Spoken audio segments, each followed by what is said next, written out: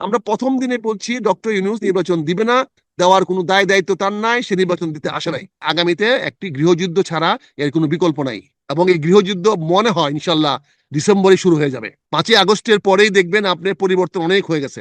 5ই আগস্টের পরে দেখবেন যে আওয়ামী লীগ বিভিন্ন জায়গা থেকে আজান দিবে। আওয়ামী লীগ 5ই আগস্টের পরে আওয়াজ দিবে, আজান দিবে, মাথা তুলে দাঁড়াবে।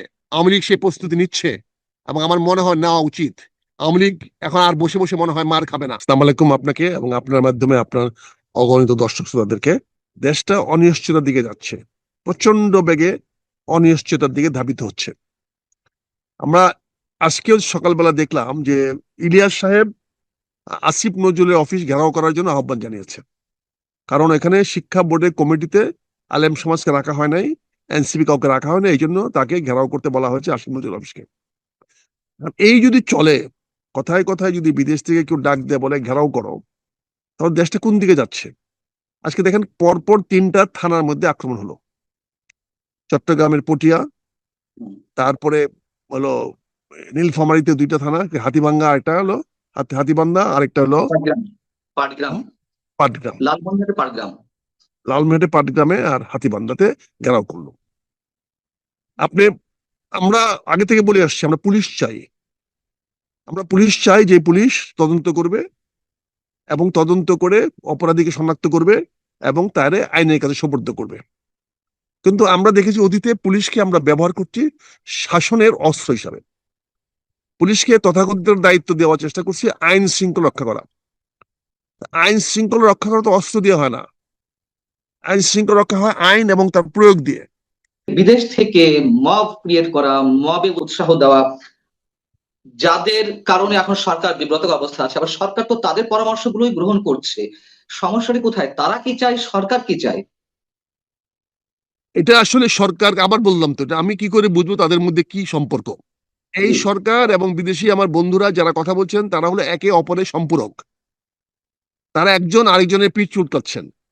তারা সরকার যেটা করার দরকার সেটা তাদেরকে দিয়ে বলাচ্ছে, এবং তারা যেটা সহায় করাতে চায় সেটা তারা সরকারকে বলছে আমরা জনমত তৈরি করে দিচ্ছি, তোমরা সেটা করো। এই যে চলতেছে, এই চলার মধ্যে তো ব্যর্থতা হলো আমাদের রাজনীতিবিদদের। আমি যে কথাটা শেষ করতে পারি নাই, কারণ কথাটা অসম্ভব থাকলে কথাটা ভুল হবে। পুলিশ সুশীল সমাজের একটা অত্যাবশ্যকীয় উপাদান। একটা পুলিশ ছাড়া একটি রাষ্ট্র, একটা সুরাষ্ট্র কল্পনা করা যায় না, এটা সম্ভব না। পুলিশ থাকতে হবে। কিন্তু আজকে আমরা পুলিশকে যে জায়গায় নিয়ে যাচ্ছি বা নিয়ে যাওয়ার চেষ্টা করতেছি, সেখানে পুলিশকে তো আমরা শুধু নিষ্ক্রিয় নয়, পুলিশকে আমরা রীতিমতো একটা ভিলেন বানিয়ে ফেলেছি। তারা আজকে সবারই প্রতিপক্ষ। আপনি দেখেন, আগামী নির্বাচন যদি করতে হয় একটা পুলিশিং লাগবে। পুলিশ তো মূলত তদন্ত সংস্থা। তারা তদন্ত করে অপরাধীকে শনাক্ত করবে এবং শনাক্ত করে তাকে আইনের হাতে সোপর্দ করবে। আইন যখন বিচার করবে সে বিচারের রায়টা পুলিশ কার্যকর করবে। কিন্তু সেখানে আমরা দেখছি পুলিশকে রাজনৈতিক হাতিয়ার হিসেবে ব্যবহার করতেছি। পটিয়ার ঘটনাটা দেখেন আপনি, সেখানে পুলিশের এত এক্সট্রিমে যাওয়া দরকার ছিল কি? পুলিশ তো সেখানে যেহেতু একটি রাজনৈতিক দলের নেতাদের বিরুদ্ধে অভিযোগ আসছে, সে রাজনৈতিক নেতাকে বললেই হতো ভাই আপনার লোকেরা এই কাজটা করতেছে, আপনি দেখেন তো। এখানে পুলিশগিরি করা কি ছিল? ওই ওসিগিরি করা কিছু ছিল? তদন্ত করবে ওসি, ওসি তো দমন করবে না। ওসিকে ওখানে গিয়ে বাধা দিতে কে বলছে? কে ক্ষমতা দিয়েছে? বাংলাদেশের সিআরপিসিতে কোথায় লেখা আছে পুলিশ কাউকে কোনো কাজ করতে বাধা দিতে পারবে? কোথায় লেখা আছে? আমার কথাটা হচ্ছে থানার মধ্যে ওই লোকগুলা তাকে নিয়ে ঢুকলো কি করে? থানার মধ্যে ঢুকলো কি করে? ওই ছেলেগুলো ঢুকলো কেন? ঢুকতে দিল কেন? এখন আপনি যে কথাগুলো বলছেন, সমস্যা তো ওইখানে, পুলিশ তো ভয়ে আছে। না না, পুলিশ যদি ভয়ে থাকে, তাহলে পুলিশ যদি ভয়ে থাকে তাহলে পুলিশ আঘাত করতে গেল কেন? সে আঘাত প্রাপ্ত হইতো, আপনি দেখতো। আপনি আঘাত দিতে গেলেন কেন? আপনি আপনি আঘাত দেওয়ার ক্ষমতা আপনার নাই। তাকে তো আঘাত পান্না করছে। ভাই, পান্না ভাই, পান্না ভাই, আপনি আমাকে মারতে পারেন, এটা আপনি অপরাধ করছেন, মারাটা। কিন্তু আমি তো উল্টা আঘাত করতে পারি না আপনাকে। না, আপনি যখন আপনি জীবনহানির আমাকে যদি, সংখ্যার মধ্যে থাকবেন, যখন আরে জীবন জীবনহানির সংখ্যা তো কি সংখ্যার মধ্যে হয়েছে? থাকবেন, জীবন হানির সংখ্যা হলে আপনাকে থানা দেখেন, এই কতগুলো জিনিস মিস মিস ওয়ার্ড আমরা এমন ভাবে করি। আপনি থানাতে একজন লোককে ধরে নিয়ে আসবে কেন? থানা ঢুকবে কেন সেটা? আর সেই প্রশ্রয় সরকার দিচ্ছে, রাষ্ট্র দিচ্ছে। তাহলে সে রাষ্ট্রকে প্রশ্ন করেন। আমি সেই কথাই বললাম যে পুলিশকে তো আপনি ক্ষমতার বাইরে ব্যবহার করতেছেন কেন? থানাকে আপনি কেন অ্যারেস্ট করার মতো শব্দটা থানায় ব্যবহার কেন করেন? থানাকে অ্যারেস্ট করার ক্ষমতা সিআরপিসিতে কোথায় দেওয়া হয়েছে? কেন মানুষের মধ্যে এই প্রত্যাশা? কেন সরকার বলে ওকে গ্রেফতার করেন? কেন? তদন্ত ছাড়া গ্রেফতার কেমনে করবেন? গ্রেফতার করতে হলে আদালতের নির্দেশ লাগবে। বাংলাদেশে কাউকে বিনা বিচারে আটক রাখার কোনো বিধান নাই। এখন তো বলবেন সংবিধান মানেন, কিছু মানেন না। সংবিধানের শপথ নেন, আবার শপথ নেন না। আমার আলী রিয়াজ বলেন আমরা সংবিধান ভঙ্গ করে এখানে আসছি, প্রকাশ্যে বলে বেড়ান। তো উনি যদি সংবিধান ভঙ্গ করে যদি ওই অফিসে বসে থাকতে পারে, গল্প করতে পারে, চা খেতে পারে, সরকারের রাষ্ট্রে চা খেতে পারে সংবিধান লঙ্ঘন করে, তাহলে ওই ছেলেরা সংবিধান লঙ্ঘন করে আসতে পারবে না কেন? ওসির ঘাড়ে ধরতে পারবে না কেন? কারণ এত আইন তো নাই, কোনো তাই আইন তো তো নাই। ঘটছে, তাই তো হ্যাঁ, ঘটছে। তাহলে তাহলে সেটার জন্য তো দায়ী কে? এখন আপনি ধরেন এই সরকার কি করেছে, এনবিআর কি করেছে? এনবিআর এর অফিসারদের সাথে যে বিট্রিয়ালটা করেছে, কতগুলো জি। দুর্নীতিবাজ ব্যবসায়ীদেরকে নিয়ে এসে তাদের মধ্যে আপোষ করে দিয়ে আজকে অফিসে করে চাকরি যাচ্ছে। তো এই যে বিশ্বাসঘাতকতা সরকার করতেছে, এগুলা করে কি সরকার পার পাবে? শেষ পর্যন্ত আমি তো আজ প্রথমে বলেছি যে আমরা একটা অন্ধকারের দিকে যাচ্ছি। এই যে বেআইনি কাজগুলো করা হচ্ছে, তাহলে এর মাধ্যমে কি? আগে সরকার গুম খুন করতো, এখন আমরা রিমান্ড করেন। আগে সরকার ওই মানুষকে গুম করে মেরে ফেলতো, খুন করে ফেলতো, এখন আপনি মব জাস্টিস করতেছেন। তো একই জিনিস তাহলে চলতেছে তো। তাহলে পার্থক্যটা কি? যে যে অভ্যুত্থানটি অনুষ্ঠিত হলো, সংগঠিত হলো, যে আন্দোলন ক্রিয়েট করা হলো, যার মাধ্যমে শেখ হাসিনা সরকারের পতন হলো, তাহলে এখনো যদি সে আগের ধারাবাহিকতা চলে, বরঞ্চ আগে মব ভায়োলেন্স ছিল না, এর সঙ্গে যুক্ত হয়েছে মব ভায়োলেন্স, এবং সেটিকে জাস্টিফাই করার চেষ্টা চলছে। বলা হচ্ছে সাহেব, আগের সরকার সামাজিক যে কাজগুলো করেছে তার সামাজিক ফ্যাসিবাদ, তার প্রতিক্রিয়া হিসেবে এটা সামাজিক ফ্যাসিবাদ। কিন্তু এই ভায়োলেন্স গুলো কারা করছে? বিএনপি একটি অংশ করছে, আর সরাসরি জাতীয় নাগরিক পার্টি বা বৈষম্য বিরোধী ছাত্র আন্দোলন নেতা করছে, যারা অভ্যুত্থান ঘটিয়েছিল। তাহলে মানুষের সঙ্গে কি এটি প্রতারণা নয়? এটা প্রতারণা কে করতেছে? হাসিনার প্রতারণার জবাব আমাদের ডক্টর ইউনূস সাহেব দিচ্ছেন। এনে বিএনপি নাম আনতেছে কেন? এনসিপি নাম আনতেছেন কেন? রাষ্ট্র তো নিয়ন্ত্রণ এনসিপি করে না, রাষ্ট্র তো নিয়ন্ত্রণ বিএনপি করে না। Right. এটা এটা শেখ হাসিনার স্থলাভিষিক্ত হয়েছে ডক্টর ইউনূস। এই জবাব একটু ইউনূস দিবে। ডক্টর ইউনূস আজকে দেশে অসাংবিধানিক সরকার প্রতিষ্ঠা করেছেন, সংবিধান বরখেলাপ করতেছেন, বড় বড় গলায় বলতেছেন। তার লোকেরা বলতেছে আমরা সংবিধান অমান্য করে আসছি। তারা আইনকে অপপ্রয়োগ করতেছে, তারা যা খুশি তা করতেছে। তিনি তার অফিসে ডাকায় নিয়ে আসেন ইলেকশন কমিশনের চিফকে, ডাকায় নিয়ে আসেন প্রধান বিচারপতিকে। তো এগুলো তো ক্ষমতার অপব্যবহার হচ্ছে। এটার দায় দায়িত্ব তো প্রধান উপদেষ্টা সাহেবকে দিতে হবে। এই যে বিশৃঙ্খল অবস্থাগুলো, এই যে আনরেস্ট গুলো, এগুলো কি ইচ্ছাকৃতভাবে জিয়ে রাখা, ইচ্ছাকৃতভাবে ক্রিয়েট করা, বিশেষ কোনো উদ্দেশ্য সাধনের কোনো লক্ষ্য আছে কিনা বর্তমান সরকারের? না ভাই, প্রশ্নগুলো এভাবে করেন কেন? আপনি বলতে পারেন না এগুলো কেন হচ্ছে? তো হয়ে যায়। আচ্ছা, কেন হচ্ছে? আপনি কেন যে- কতগুলো কথা দিয়ে কেন বলেন? ইচ্ছাকৃত, আচ্ছা, অনিচ্ছাকৃত। আচ্ছা, কেন কেন হচ্ছে, কেন হচ্ছে? জি, সে হ্যাঁ, প্রশ্ন ওইটা উত্তর চাই। প্রশ্ন করে আমি উত্তর দিচ্ছি। জি। এটা কেন হচ্ছে, একমাত্র কারণ হলো একটি অবৈধ সরকার দেশে পরিচালনা করতেছে। যে এই সরকারটা জোর করে বলতেছে তাদের জনগণের ম্যান্ডেট আছে। এখানে জুলাই বিপ্লব হয়েছে শেখ হাসিনার পতনের জন্য। জুলাই বিপ্লবের উদ্দেশ্য লক্ষ্য ছিল না আরেক নতুন সরকার গঠন করার। জুলাই বিপ্লব 5ই আগস্ট সরকার পতনের পরপরই জুলাই বিপ্লব যারা করেছেন তাদের দায় দায়িত্ব শেষ হয়ে গেছে। তাদের দায়িত্ব ছিল, দায়িত্ব না, তাদেরকে কেউ ক্ষমতা দেয় নাই একটি সরকার প্রতিষ্ঠা করার জন্য। জি। কিন্তু কাকতালীয় ভাবে এই দেশের রাজনীতিবিদদের মানে কি বলবো, অযোগ্যতা, অদক্ষতা এবং অনভিজ্ঞতার কারণে তারা ওই একটা মিক্সড সরকার, না মার্শাল ল, না বিপ্লবী, না কোনো কিছু, না সাংবিধানিক একটা সরকারের ফাঁদে তারা পা দিয়েছে। এই ভুলের খেসারত আজকে আমরা দিচ্ছি। আজকে ডক্টর ইউনূসের সরকার আছে, কেন্দ্রের সরকার আছে, কিন্তু সেই কেন্দ্রের সরকারের কোন রকম নিয়ন্ত্রণ আমার কটিয়াদীতে নাই, কিশোরগঞ্জে নাই, আমার বাজিতপুরে নাই, আমার ভৈরবে নাই। তার নিয়ন্ত্রণ তার ওই বিল্ডিং এর, তার যে ওই যে 8 নম্বর হেয়ার রোডের বাসার চারপাশে, ওই বাড়ির চারপাশে, সেটাও তাও 144 জারি করে তার সে ক্ষমতা রাখাইতে হয়। তার থেকে 1 কিলোমিটার দূরে শাহবাগ চত্বরে এই সরকারের কোনো কর্তৃত্ব নাই। আর ঢাকা শহরে অনেক অলিগলি তো নাই। কিন্তু এই সরকারটা আমরা কেন মানালাম? এই সরকার যদি বিপ্লবী সরকার হতো, তাহলে আজকে ইলাজে গভীর অবস্থা হতো না। জি। আজকে তো চট্টগ্রাম বন্ধ, লিজ দেওয়ার প্রশ্ন আসতো না। আজকে তো গ্রামীণ ট্যাক্স মাফ করার প্রশ্ন আসতো না। আজকে তো উনি গ্রামীণের ট্যাক্স মাফ করাতে পারতেন না। আজকে তো গ্রামীণ ম্যান পাওয়ার কোম্পানি খুলতে পারতেন না। আজকে উনি তো ওই করিডোর দেওয়ার কথা চিন্তা করতে পারতেন না, কারণ বিপ্লবী কেন? সরকার এটা করতো না। যদি ওই ধরনের কাজে কোনো সরকার বিপ্লব করতো, তাহলে পারতো না কেন? সেই কারণ সুযোগ এই কি সরকার ছিল তো না? কোনো বৈধতা নাই। এই সরকার কি সরকার? এই সরকার সংবিধানের অধীনে শপথ গ্রহণ করেছে রাষ্ট্রপতির কাছে। এখন এই যেমন সরকার তো, সব ধরনের সুযোগ সুবিধা ডক্টর মোহাম্মদ ইউনূস সাহেব নিচ্ছেন, কিংবা বিদেশি এজেন্ডা বাস্তবায়নের চেষ্টা করছেন, তো ওই ধরনের সরকার হলেও কি এগুলো ঘটতো না?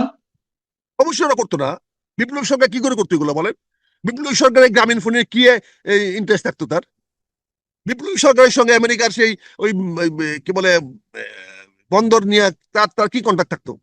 বিপ্লবী সরকারের তো এজেন্ডা থাকতো অন্যরকম। সমস্যা কোথায় আমি ছিল? একটা স্পেসিফিক কোশ্চেনে আসি।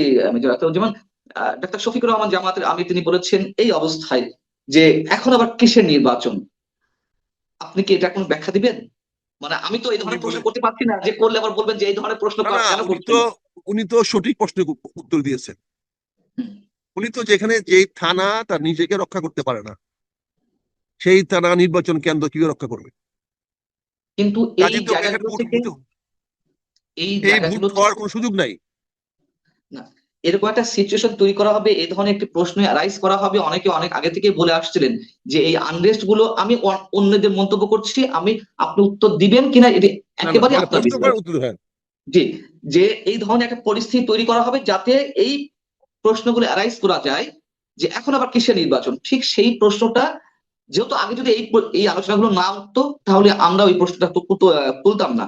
যেহেতু অনেক আগে থেকে অনেকে এই কথা বলে আসছেন যে একটা প্রচন্ড আনরেস্ট সিচুয়েশন বাংলাদেশে তৈরি করা হবে ক্রমাগত ভাবে, যার মধ্য থেকে নির্বাচন পেছনে একটা টেন্ডেন্সি থাকে এবং এই প্রশ্নগুলো সামনে আনা যায়। সেই প্রশ্নটি কি জামাতে ইসলামের আমির করেছেন?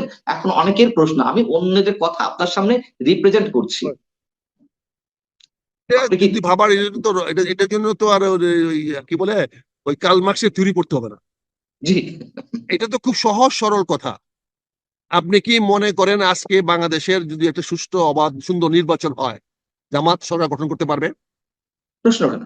অথচ আজকে জামাতের প্রায় 70% ডিসি জামাতের লোক, বাংলাদেশ ব্যাংকের লোক জামাতের, বিভিন্ন ব্যাংকে বিভিন্ন প্রতিষ্ঠানে জামাতের লোক, জি ঢাকা বোর্ডে জামাতের লোক, ইউনিভার্সিটি জামাতের লোক, অনেক জায়গায় জামাতের লোক।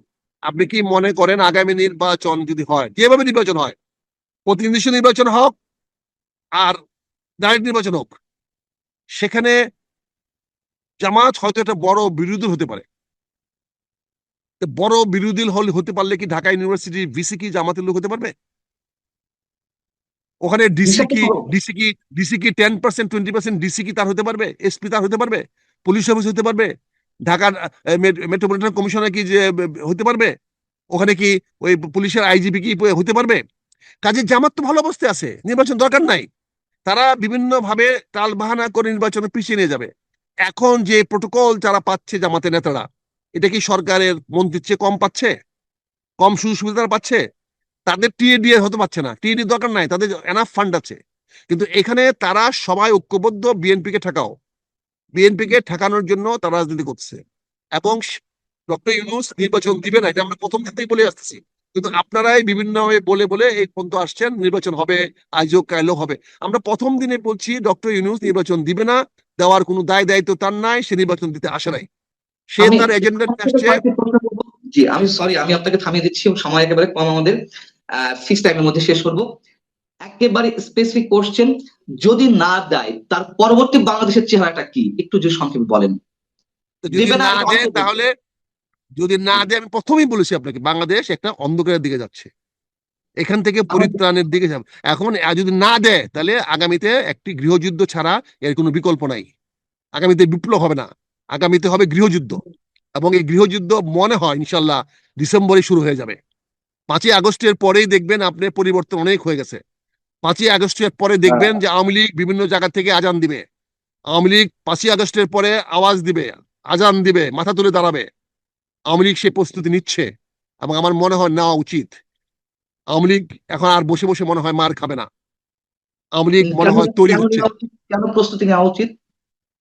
এই জন্য নেওয়া উচিত যে তারা আওয়ামী লীগকে পতন করতে গিয়ে তারা মুক্তিযুদ্ধকে ধ্বংস করার চেষ্টা করতেছে। এখন এক্স্যাক্টলি। আওয়ামী লীগকে মুক্তিযুদ্ধের সমর্থক করে তুলে ধরা হচ্ছে। আওয়ামী লীগ মানে মুক্তিযুদ্ধ, মুক্তিযুদ্ধ মানে আওয়ামী লীগ। কাজে মুক্তিযুদ্ধ রক্ষা করার জন্যই আওয়ামী লীগকে আবার ফিরে আসতে হবে, এবং ফিরে আসার মতো শক্তি তার আছে। তার পিছনে আমেরিকা আছে, তার পিছনে ভারত আছে, তার পিছনে পশ্চিমা বিশ্ব আছে। যদি কেন তারা দেখে, আমেরিকা নাকি ডক্টর ইউনূসের সরকারের পক্ষে? কেন বর্তমান থাকবে? সরকারের সে পক্ষে? হলো বাইডেনের লোক, কেন থাকবে? কোন কারণে থাকবে? সে হলো ডেমোক্রেটদের লোক, ডিপ সে স্টেটে হলো খেলা তো ডেমোক্রেট চলছে। লোক। হ্যাঁ, ডিপ স্টেটে খেলা তো ডিপ চলছে। স্টেটে কি আছে? এখানে যদি তার পক্ষে থাকতো তাহলে কি তার ফরেন মিনিস্টার ফোন করে ধমকাইতো? বলেন। ফরেনার ধমকেছে কিনা আমরা তো জানি না, আমরা তো অনুমান করতে পারি। আমি তো জানি ধমকাইছে, অস্বীকার করে কোনো ধমকায় নাই। অনেক আপনার কাছে অসত্য তথ্য, সে গালালি করছে। আপনার কাছে তথ্য এবং প্রমাণ গালাগালি আছে? করে ধমকাইছে। হ্যাঁ, আপনি মার্কো রুবিও যে টেলিফোন করে ডক্টর মোহাম্মদ ইউনূসকে ধমকেছেন, এই তথ্য প্রমাণ কি আপনার কাছে আছে? নাই যে তা কি ওনাকে ধমকায় নাই এরকম তথ্য প্রমাণ আছে? না, ওনাকে যে সেটা ধমকায় নাই তাহলে এরকম সেটা তথ্য প্রমাণ আছে? ঠিক আছে, আপনার এরকম কেউ ঠিক তথ্য হতে প্রমাণ পারে, আছে? এটা তাহলে তর্ক চলতে তাহলে পারে। ধমকায় নাই আমার সরকার প্রধান কেন একটা পররাষ্ট্রমন্ত্রী টেলিফোন ধরবেন? কেন ধরবেন? এক্স্যাক্টলি, টেলিফোন করে এইটা যদি এইটা গালাগালি করেন নাই, তাহলে তিনি ওই ও বন্ধু টেলিফোন করে যদি গালাগালি করেন নাই, তাহলে এর প্রমাণ কি? আপনি ধরলেন কেন তার টেলিফোন? আপনি তার টেলিফোন উঠালেন কেন? যদি ব্যক্তিগত হয়ে থাকে তাহলে আমাদের জানালেন কেন? যাই আর যদি সরকারি হয়ে থাকে তাহলে আপনি কি কথা হয়েছে আপনি জানাচ্ছেন না কেন আমাদেরকে? কেন জানাচ্ছেন না? জানাচ্ছেন না এই জন্য আপনাকে অপমানজনক কথা বলেছে, আপনাকে ইনসাল্ট করেছে, আপনাকে যেটাকে আমরা বাংলা ভাষায় বলে অকথ্য ভাষায় গালাগাল করেছে, এই জন্য আপনি আমাদেরকে জানাচ্ছেন না। এটাই তো তথ্য প্রমাণ। এর বিকল্পটা আপনি বলেন। আমি তো বলছি, আমি তো প্রকাশ করলাম যে এর ছাড়া কি, আমি তো আপনার তথ্য প্রমাণ দিলাম, কিন্তু অন্য কিছু বলে আমার নাই। আমরা 3 মিনিটের মধ্যে শেষ করব। ছোট করে আপনার কাছে একটু আনসারটি পেতে চাই। আপনি যে সবচেয়ে স্পর্শকাতর বিষয়টি কথা বললেন আমাদের অস্তিত্বের জায়গা থেকে, যে এই সরকার মুক্তিযুদ্ধকে বিতর্কিত করতে চাইছে, ইতিহাস দান করে দিতে চাইছে, এবং আবারও সরকারের তথ্য এবং সম্প্রচার উপদেষ্টা শুক্রবার তার ফেসবুকে একটি দীর্ঘ স্ট্যাটাস দিয়েছেন। এই আন্দোলনের উদ্দেশ্য সম্পর্কে তিনি ক্লিয়ার করেছেন, এবং আবারও এই আন্দোলনকে 24 আন্দোলনকে তিনি 71-এর সঙ্গে মেলানোর ধৃষ্টতা দেখিয়েছেন। আমার প্রশ্ন হচ্ছে, 71-এ তো আমরা স্বাধীন একটা ভূখণ্ড পেয়েছি, তারা ম্যাটিকুলাস ডিজাইন তো ছিল না, স্বতঃস্ফূর্ত মানুষের অংশগ্রহণ ছিল 71-এ প্রতিটি ধাপে, 66, 69, 70। তিনি এখানে বলছেন যে সেটা নাকি ম্যাটিকুলাস ডিজাইন ছিল, এবং সেটির সাথে 24-এ গণ অভ্যুত্থানকে বা আন্দোলনকে আবারও মেলাতে চাইছেন আমি একজন। মাহফুজ আলমের কথাগুলো শুনি নাই, বকে শুনি নাই, তো আপনার বিশ্লেষণে যেটা পাইলাম সেখানে সে 71কে রেফারেন্স দিয়েছে, 71 তো অস্বীকার করে নাই। ডক্টর ইউনূসের মতো তো বাটন রিসেট করে 24-এর নাই। সাথে কথা কথা সে মিলাচ্ছে। বলছে 71টি একটি মেটিকুলাস ভাবে তৈরি হয়েছে। একইভাবে মেটিকুলাসলি এসে 24-এ আন্দোলন তারা করেছে। 24-এর 5ই আগস্টের পরে তাদের মেটিকুলাস প্রোগ্রাম কি সেটা আমরা জানতে চাই। আমরা দেখেছি বঙ্গবন্ধু শেখ মুজিবুর রহমানের বা পাকিস্তান থেকে প্রত্যাবর্তন করার পরে ওনার আর কোনো মেটিকুলাস প্রোগ্রাম ছিল না। উনি তখন মৌলানা ভাসানীর সঙ্গেও ছিলেন না, সিরাজুল আলম খানের সঙ্গেও ছিলেন না, আলাদা হয়ে গেছেন। তার পরবর্তীতে ওনার যে মেটিকুলাস প্রোগ্রাম, সেই মেটিকুলাস প্রোগ্রাম জনগণ মানে নাই, ওনার বাকশাল মানে নাই, ওনার অনেক কর্মসূচিকে মানে নাই, যার ফলে ওনার করুণ পরিণত হয়েছে। আজকে যদি মাহফুজ আলমরা যদি একটা মেটিকুলাস প্রোগ্রাম করে হাসিনাকে পতন করা থাকে, আমি তার জন্য তাকে পূর্ণ অভিনন্দন জানাই, তারা সফল না, হয়েছে। ঠিক আছে, আমার কথা হচ্ছে এটা তো একটা সরকারের পতন, আর ওটা একটা স্বাধীন ভূখণ্ডের জন্য যদি আপনার ম্যাটিকুলাস ডিজাইন থেকেও থাকে, আপনারা সেটা একটা স্বাধীন ভূখণ্ড না না উপহার দেওয়ার জন্য সেটা, ব্যবহার দিয়েছেন। না না সেটা তো মেটিকুলাস প্রোগ্রাম করেছে, সে সফল হয়েছে, সে তো অস্বীকার কিন্তু করে নাই। ওটার মাহফুজ তো সঙ্গে অস্বীকার কেমন। করে নাই, মাহফুজ বলছে মেটিকুলাস প্রোগ্রাম করে যদি একটা রাষ্ট্রকে পরিবর্তন করা যায়। জি, আমরা তো লর্ড কেলেঙ্গে পাকিস্তান করেছিলাম, পাকিস্তান তো আমাদের রাষ্ট্র ছিল, আমরা হুম, সেখান থেকে মেটিকুলাস প্রোগ্রাম করে যদি আমরা পাকিস্তান থেকে বেরিয়ে আসতে পারি, যদি আসি, সে বলছে হচ্ছে এটা। এখন আমরা যদি শেখ হাসিনাকে পতনের জন্য যদি কেউ ছল চাতুরি করে থাকে, কুটো কৌশল করে থাকে, আগেরটা হয়েছে কিনা সেটা অন্য প্রশ্ন, কিন্তু সে যদি করে থাকে তাহলে শেখ হাসিনার পতনটাকে তো আমি বৈধই বলছি, তারা সঠিক কাজ আমার করেছে। কোনো আপত্তি নেই, এক্ষেত্রে আমার কোনো আপত্তি নেই। আমার কথা হচ্ছে যে এই ম্যাটিকুলাস ডিজাইনের উদাহরণটা তো অন্যভাবে দেওয়া যেতে পারতো, 90-এর গণঅভ্যুত্থানের সাথে দেওয়া যেতে পারতো, বা অন্য কোনো আন্দোলন। কেন কথায় কথায় 71-কে আনা, কেন কথায় কথায় সবসময় রিপ্লেস করা 24-কে 71-এর এই জায়গায়? কথাটা তো এই কথাটা তো আপনি আজকে বলে লাভ নাই। আমরা তো জুলাই মাসেই বলেছিলাম, মুক্তিযুদ্ধ থেকে আহ্বান জানিয়েছিলাম গত জুলাই মাসে, 2024 সনের জুলাই মাসে আমার বক্তব্য আছে, দেখেন জানিয়েছিলাম মুক্তিযোদ্ধারা সজাগ হন, রুখে দাঁড়ান, আপনাদের বিরুদ্ধে ষড়যন্ত্র হচ্ছে, সমস্ত রাজাকাররা ঐক্যবদ্ধ হচ্ছে, এই আন্দোলনের পুরোধা সবাই স্বাধীনতা বিরোধী, আপনারা সাবধান হন। আপনারা কেউ সাবধান হন নাই, আমার দলকেও বলেছে সাবধান হন নাই। আজকে তারা আসছে, এটা জি, এই দেশের জনগণ সজাগ বলে 1 বছরের মধ্যে তারা ইস্ট পাকিস্তান বানাতে পারে নাই, পাকিস্তান বানাতে পারে নাই, 1 বছর চলে গেছে, কিন্তু তারা এখনো সেই চেষ্টা করে যাচ্ছে। ইনশাল্লাহ তারা সফল হতে পারবে না। এই অনেক বাংলাদেশ ধন্যবাদ, অনেক বাংলাদেশ ধন্যবাদ। থাকবে। এবং আমার দেশমাতা খালেদা জিয়া 1 জুলাইয়ের যে আহ্বানটা জানিয়েছেন, 3টা পয়েন্ট খেয়াল করে দেখেন। উনি একটু ছোট বলেছেন আমরা স্পষ্ট, শেষ করবো। হ্যাঁ জি, স্পষ্ট বলেছেন, জুলাই বিপ্লবের আমাদের সামনে নতুন বাংলাদেশ করার সুযোগ সৃষ্টি হয়েছে। সে জি, নতুন বাংলাদেশ গড়া, উনি বাংলাদেশই করে নাই, বাংলাদেশটাকে নতুন করে গড়তেই পারে না obviously, সরকার। obviously, তারপরে তিনি বলেছেন obviously, আমার দেশের সার্বভৌমত্বকে রক্ষা করার জন্য আমাদের ঐক্যবদ্ধ হতে হবে। জি, কোন দেশের পররাষ্ট্রমন্ত্রী আমার সরকার প্রধানের সাথে কথা বলা আমার সার্বভৌমত্বের লক্ষণ, এটা উনি স্পষ্ট করেছেন। আরেকটি উনি কথা বলেছেন, এই 24-এর এই যুদ্ধে, এই বিপ্লবে যারা আহত এবং নিহত হয়েছেন তাদের পূর্ণ বাসন এবং তাদের কম্পেনসেশন, তাদের ক্ষতিপূরণ দেওয়ার ব্যবস্থা দেওয়া নিতে হবে। বলেছেন এবং তিনি করবেন। কাজে ওনার নির্দেশনা সুস্পষ্ট।